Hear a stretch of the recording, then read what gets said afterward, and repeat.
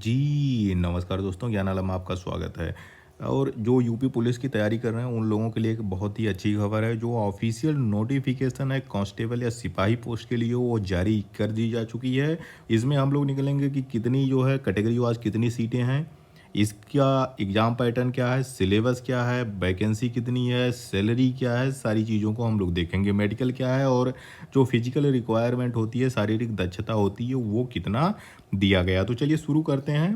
पहला चीज़, अगर आप लोग इसका जो ऑफ़िशियल वेबसाइट है यूपी पुलिस की, जिससे हम भर्ती देखते हैं, उसका नाम है Uttar Pradesh police recruitment and promotion board. इसी वेबसाइट को जब आप खोलेंगे UP police recruitment and promotion board की, तो आपको यहाँ पे नीचे एक जो लेटेस्ट नोटिफिकेशन दिखा रहा है कि पुलिस में आरक्षी नागरिक पुलिस के पदों की सीधी भर्ती 2023 के संबंध में विज्ञप्ति जारी होगी। आज ही विज्ञप्ति आया है। ये विज्ञप्ति उत्तर प्रदेश सरकार द्वारा जारी किया जा चुका है। इसमें जितनी चीज़ें हम लोग देखेंगे कि ये सिर्फ ये एसआई सब इंस्पेक्टर या और किसी के लिए नहीं है, ये सिर्फ नागरिक पुलिस के लिए है। यानी सिपाही यानी कांस्टेबल पोस्ट के लिए जो है 60,244 पोस्ट निकली हुई है।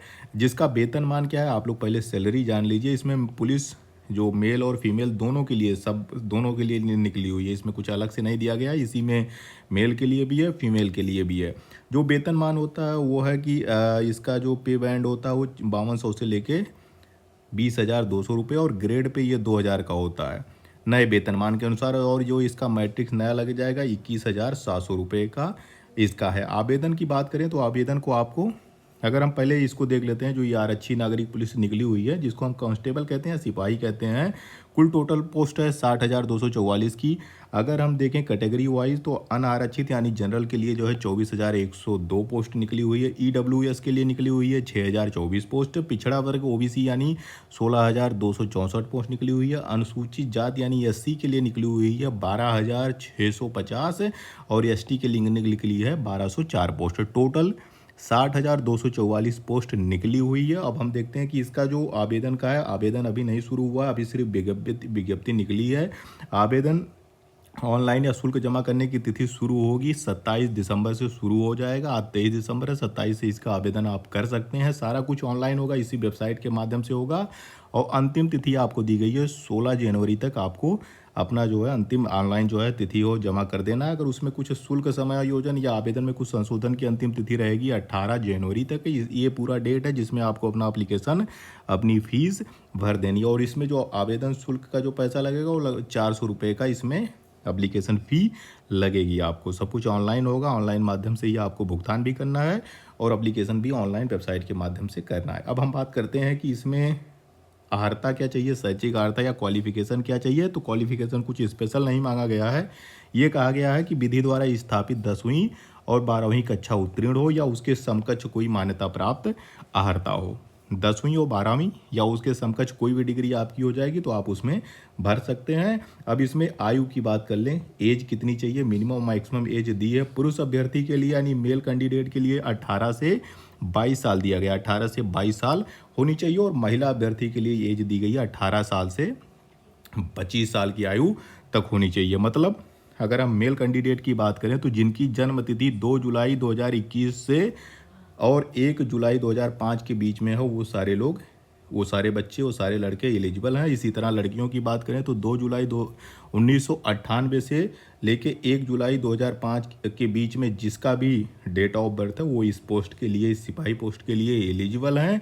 बाकी इसमें छूट भी एज में, जो अधिकतम एज होती है 18 तो मिनिमम होना ही चाहिए, लेकिन जो अधिकतम आयु सीमा होती है वो शासन आदेश के अनुसार उनको कुछ छूट भी मिलेगी। सारा कुछ, सारा जो सिलेक्शन का पहला जो स्टेप होगा वो लिखित परीक्षा होगी। लिखित परीक्षा की बात करें तो ऑफलाइन होगा, मतलब ओएमआर सीट दी जाएगी। ओएमआर सीट पे मल्टीपल चॉइस क्वेश्चन आपसे पूछे जाएंगे। पूरी जो वस्तुनिष्ठ प्रकार की होगी यानी एमसीक्यू टाइप का होगा। और लिखित परीक्षा 300 अंकों की होगी, जिसकी समयावधि 2 घंटे।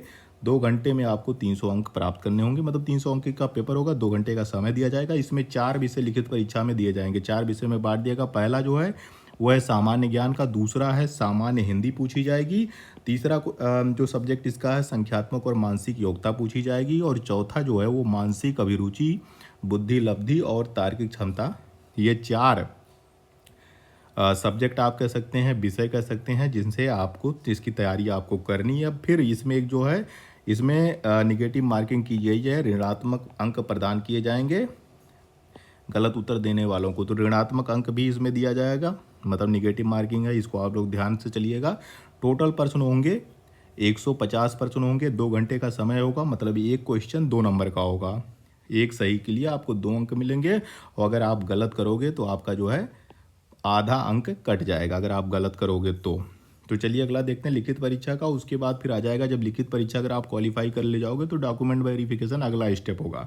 उसके बाद फिजिकल स्टैंडर्ड टेस्ट जो होती है, जो फिजिकल मेजरमेंट है, दौड़ है, वो सारी चीज़ आपकी चेक हो जाएगी। तो इसके बाद जब आप देखोगे, जब आपका डॉक्यूमेंट वेरिफिकेशन हो जाएगा, तो ये जो फिजिकल स्टैंडर्ड टेस्ट है उसके लिए आपको क्या क्या ज़रूरत है, जो चीज़ न्यूनतम है वो चीज़ आप पहले नोट कर लीजिए।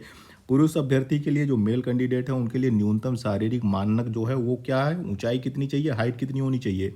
सामान्य और अन्य पिछड़ा वर्गों, अनुसूचित जातियों के पुरुष अभ्यर्थियों के लिए न्यूनतम ऊंचाई 168 सेंटीमीटर, 168 सेंटीमीटर सबके लिए बराबर कर दिया गया है। किसके लिए, सामान्य के लिए, ओबीसी के लिए और एससी के लिए, जो मेल कैंडिडेट हैं उनके लिए न्यूनतम ऊंचाई, हाइट कितनी होनी चाहिए, 168 सेंटीमीटर, इससे कम नहीं होनी चाहिए। फिर आ जाइए कि अनुसूचित जनजाति के लिए, एसटी के लिए, पुरुष अभ्यर्थियों के लिए न्यूनतम आयु में जिसमें छूट दी गई कितना होना चाहिए, 160 सेंटीमीटर भी इनका होगा, एसटी वालों का, तो उनका भी चल जाएगा। अब सीना की बात करें, जो दूसरी चीज़ है, पहली चीज़ होगी हाइट, दूसरा होगा सीना नापा जाएगा। सामान्य और अन्य पिछड़ा वर्ग तथा अनुसूचित जातियों के अभ्यर्थियों के लिए न्यूनतम सीने का माप जो है 79 सेंटीमीटर यानी 89 सेंटीमीटर बिना फुलाए होना चाहिए, और कम से कम 84 सेंटीमीटर फुलाने के बाद। और जो एसटी हैं यानी अनुसूचित जनजाति के अभ्यर्थी हैं उनके लिए 77 सेंटीमीटर बिना फुलाए, और कम से कम जो होता है 82 सेंटीमीटर फुलाने पर, यानी 5 सेंटीमीटर आपको न्यूनतम सीना जो है वो फुलाना पड़ेगा। न्यूनतम कितनी होनी चाहिए, 89, अधिकतम आप कितना भी कर लो भाई, 5 कम से कम, लेकिन आपको 5 फुलाना होगा, 84 करना होगा।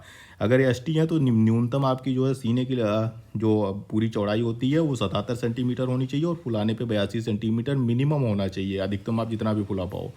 तो ये सीने का होगा। इसी तरह फीमेल अभ्यर्थियों की बात करें, जो लड़कियां हैं वो, उनके लिए क्या चीज़ है, उनके लिए ऊंचाई की क्या हाइट होनी चाहिए, तो हाइट उनकी न्यूनतम हाइट दी गई है, होनी चाहिए 152 सेंटीमीटर। किसके लिए, सामान्य, ओबीसी और एससी के जो फीमेल कैंडिडेट्स हैं उनकी न्यूनतम ऊंचाई 152 सेंटीमीटर होनी चाहिए। अगर एसटी से हैं, एसटी महिला अभ्यर्थी है, तो उसकी ऊंचाई, न्यूनतम ऊंचाई उसका जो है 147 सेंटीमीटर पे भी काम चल जाएगा। इनका सीने की लंबाई नहीं होती है, इनका वजन लिया जाता है, महिला कैंडिडेट का वजन यानी वेट उनका चेक होगा। वेट कितना होना चाहिए, न्यूनतम वेट 40 किलोग्राम होना चाहिए, 40 केजी होना चाहिए, उससे कम नहीं। तो जिनका कम हो वो अभी से केला वाला खाना शुरू कर दें, अभी से जो अपनी डाइट बढ़ा लें। तो 40 आपको न्यूनतम चाहिए ही चाहिएगा। उसके बाद आ जाइए, ये तो मिनिमम रिक्वायरमेंट है। उसके बाद दौड़ भी तो होनी है, दौड़ तो होगा ही। दौड़ को हम क्या कहते हैं, इसको कहते हैं शारीरिक दक्षता परीक्षण, यानी फिजिकल एफिशिएंसी टेस्ट होगा, यानी दौड़ होती है। दौड़ में क्या होना है, इसमें देख लेते हैं। दौड़ की अगर पुरुष अभ्यर्थियों की बात करें तो पुरुष अभ्यर्थियों को 4.8 किलोमीटर की दौड़ 25 मिनट में, और जो महिला अभ्यर्थी हैं उनको 2.4 किलोमीटर की दौड़ 14 मिनट में पूरी करनी है। ये दौड़ है, दौड़ आपको पूरा करना पड़ेगा। जो भी अभ्यर्थी बीते समय के भीतर दौड़ पूरी नहीं करते हैं, भर्ती के लिए पात्र नहीं होंगे। आप चाहे जितना भी अच्छा कर लो, लिखित में आपने टॉप कर लिया, लेकिन दौड़ में अगर आप फेल हो जाते हैं तो यहीं से बाहर हो जाएंगे। तो आपको फिजिकल एफिशिएंसी टेस्ट पास करना ही करना है। पास करने का क्या दिया गया है, मेल कैंडिडेट को 4.8 किलोमीटर दौड़ 25 मिनट में पूरा करना है। अगर फीमेल कैंडिडेट है तो उनको 2.4 किलोमीटर 14 मिनट में जो है ये दूरी तय करनी होगी। तो अभी से प्रैक्टिस चालू कर दीजिए। फिर आ जाइए कि लिखित परीक्षा का जो पाठ्यक्रम यानी सिलेबस है, 4 सब्जेक्ट हैं। 4 सब्जेक्ट में पहला सब्जेक्ट है वो जनरल नॉलेज का है। ये पूरा सिलेबस दिया गया है, आप लोग पीडीएफ डाउनलोड करके उसको भी एक एक चीज़ पूरा पढ़ लीजिए। यूपी से ज़्यादा दिया गया है, यूपी के बारे में ज़्यादा चीज़ें दी गई हैं, तो यूपी स्पेशल जो चीज़ है वो ज़्यादा पूछी जाएगी। उसके बाद आ जाइए सामान्य हिंदी। सामान्य हिंदी दूसरा सब्जेक्ट है, पूरा आपका ये हिंदी का सिलेबस दे दिया गया। उसके बाद तीसरा जो सब्जेक्ट है वो संख्यात्मक और मानसिक योग्यता यानी मैथ जो पूछी जाएगी, न्यूमेरिकल एबिलिटी और मेंटल एबिलिटी, वो तीसरा सब्जेक्ट है। पूरा जो है इसमें टाइम और सारा कुछ जितना भी मैथ का होता है, हाई स्कूल के मैथ उस लेवल का पूछा जाएगा। उसके बाद रीजनिंग आ जाएगी, रीजनिंग में भी आपको इतना सारा चीज़ करना है। तो ये पूरी चीज़ रही यूपी पुलिस के बारे में। जो वैकेंसी आई हुई है, जो योग्यता, जो सैलरी, सारी चीज़ें इसमें कवर हो गई हैं। आगे कुछ भी अपडेट होता है तो हम उसको जो है ज़रूर आपको जो है अवगत कराएंगे।